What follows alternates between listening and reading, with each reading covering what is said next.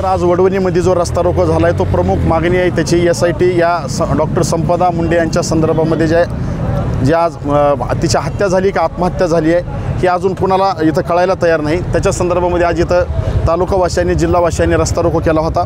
याच्यामध्ये प्रमुख मागणी अशी आहे की ती त्याची SIT नेमावी। SIT नेमण्यासाठी का उशीर होतोय?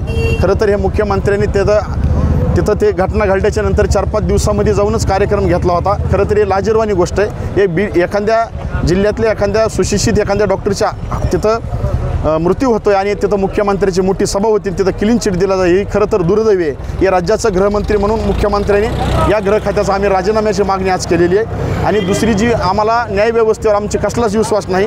आज बीड जिल्ह्यामध्ये बघत असताना हे सगळे गुन्हेगारी प्रवृत्ती वाढत चाललेली आहे। जे प्रकरण तिथल्या कोर्टामध्ये चालणार आहे ते आमच्या बीड जिल्ह्याच्या जिल्हा न्यायालयामध्ये त्यांनी हँडओव्हर करावा अशी आमची आज प्रमुख मागणी होती। आणि मुख्यमंत्र्यांनी या गृह खात्याचा राजीनामा द्यावा, त्या मुलीला न्याय मिळावा। आणि जोपर्यंत त्या मुलीला न्याय मिळणार नाही डॉक्टर संपदा मुंडेला, तोपर्यंत बीड जिल्ह्यातला परिवार म्हणून सर्व जाती धर्माची लोक आम्ही त्याच्या परिवाराच्या सोबत आहे। डॉक्टर संपदा मुंडे यांना या ठिकाणी आत्महत्या झालेली आहे। खरं म्हणजे ही आत्महत्या नसून प्रशासनातील व्यवस्थेने घेतलेला एक बळी आहे अशी या ठिकाणच्या लोकांची ही तीव्र भावना आहे।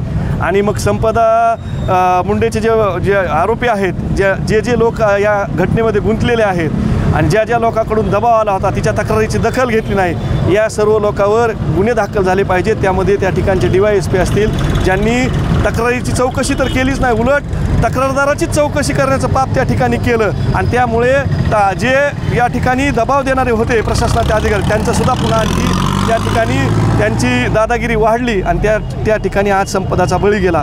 आणि मग त्यामुळे संपूर्ण वडवणी तालुका असेल, कोटरबनचे ग्रामस्थ असतील, संपूर्ण वडवणी तालुक्यातील तरुण वर्ग असेल, या ठिकाणचे सर्व पक्षीय लोक असतील, संपदाचे बंधू म्हणून आज या ठिकाणी आम्ही सगळेजण या ठिकाणी रस्त्यावर उतरलेलो आहोत। वडवणीतील सर्व व्यापाऱ्यांनी सुद्धा या बंदला उत्स्फूर्तपणे प्रतिसाद दिलेला आहे।